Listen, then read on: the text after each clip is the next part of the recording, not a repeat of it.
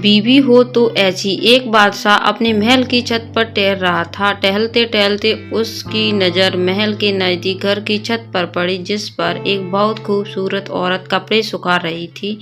बादशाह ने अपने एक बांदी को बुलाकर पूछा, किसकी बीवी है यह? बांदी ने कहा, बादशाह सलामत है, आपके गुलाम फिरोज की बीवी है।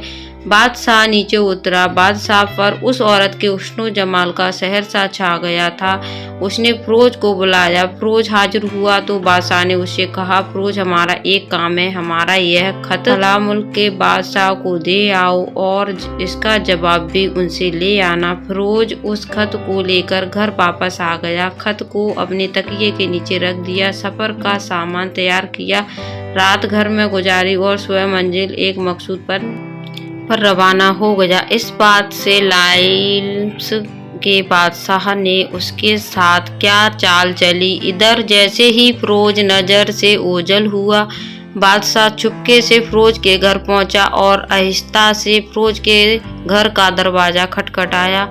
फिरोज की बीवी ने पूछा, कौन है? तो बादशाह ने कहा, मैं बादशाह हूँ, तुम्हारे शौहर का मालिक। तो उसने दरवाजा खोला। बादशाह अंदर आकर बैठ गया। फिरोज की बीवी ने हैरान होकर कहा, आज बादशाह सलामत यहाँ हमारे गरीब खाने? बादशाह ने कहा, मैं यहाँ मेहमान बनकर आया हूँ। फिरोज की बीवी ने बादशाह का मतलब समझकर कहा, मैं अल्लाह की पनाह चाहती हूँ आपके इस तरह आने से, जिसमें मुझे कोई खैर नजर नहीं आ रही। बादशाह ने गुस्से में कहा, ए लड़की, क्या कर रही हो तुम? शायद तुमने मुझे पहचाना नहीं। मैं बादशाह हूँ, तुम्हारे शौहर का मालिक।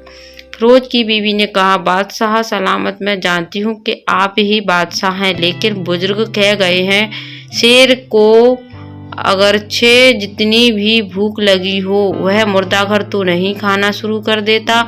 और कहा, बादशाह सलामत, तुम इस कटोरे में पानी पीने आए हो जिसमें तुम्हारे कुत्ते ने पानी पिया है। बादशाह उस औरत के बातों से बड़ा शर्मसार हुआ और उसको छोड़कर वापस चला गया, लेकिन अपने चप्पल वहीं भूल गया। यह सब तो बादशाह की तरफ से हुआ। अब फिरोज को आधे रास्ते में याद आया कि जो खत बादशाह ने उसे दिया था वह तो घर पर ही छोड़ आया। उसने घोड़े को तेजी से वापस मोड़ा और अपने घर की तरफ लपका। फिरोज अपने घर पहुंचा तो तकिए के नीचे से खत निकालते वक्त उसकी नजर पलंग के नीचे पड़े बादशाह के नालैन चप्पल पर पड़ी,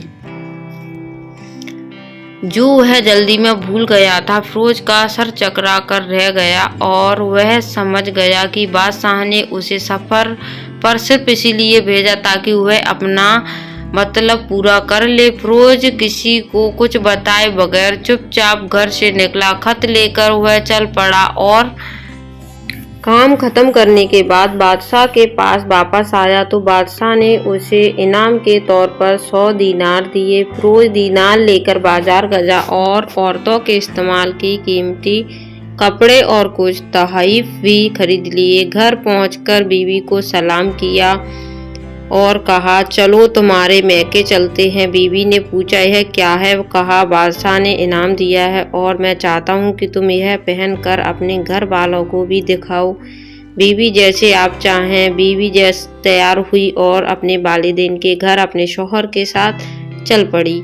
रवाना हुए दामाद और बेटी और उनके लाए हुए तोहफे को देखकर वह लोग बहुत खुश हुए। फिरोज बीवी को छोड़कर वापस आ गया।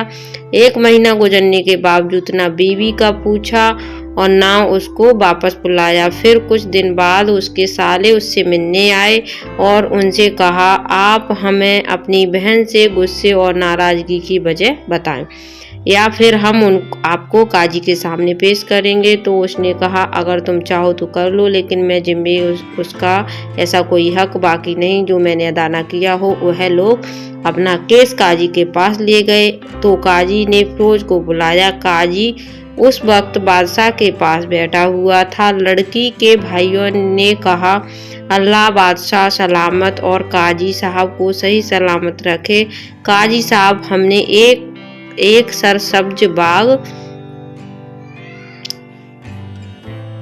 दरख्त फलों से भरे हुए और साथ में मीठे पानी का कुआं इस शख्स के हवाले में दिया था तो इस शख्स ने हमारा बाग उजाड़ दिया, सारे फल खा लिए, दरख्त काट लिए और कुएं को खराब करके बंद कर दिया। काजी फिरोज की तरफ मुब्तज होकर पूछा, हाँ तो लड़के तुम क्या कहते हो इस बारे में? फिरोज ने कहा, काजी साहब जो बाग मुझे दिया गया था वह उससे बेहतर हालत में, मैंने उसे वापस किया है। काजी ने पूछा, क्या इसने बाग तुम्हारे हवाले वैसी ही हालत में किया है वापस जैसे पहले था? उन्होंने कहा, हाँ वैसे ही हालत में वापस किया है, लेकिन हम उनसे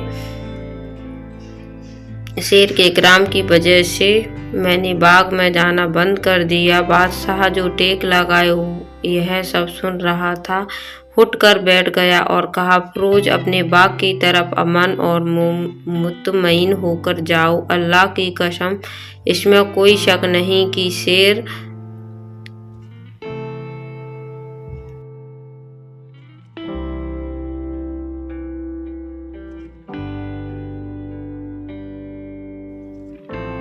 काजी ने कहा, फिरोज तुम इस बारे में क्या कहना चाहते हो? फिरोज ने कहा, काजी साहब मैं बाग किसी बुग़्ज़ या नफरत की वजह से नहीं छोड़ा, बल्कि इसलिए छोड़ा कि एक दिन जब मैं बाग में आया तो उसमें मैंने शेर के पंजों के निशान देखे, तो मुझे खौफ हुआ कि शेर मुझे खा जाएगा, इसलिए तुम्हारे बाग आया था। लेकिन वह वहाँ पर ना तो कोई असर छोड़ सका, ना कोई पत्ता तोड़ सका, ना ही कोई फल खा सका। वह वहाँ पर थोड़ी देर रहा और मायूस होकर लौट गया।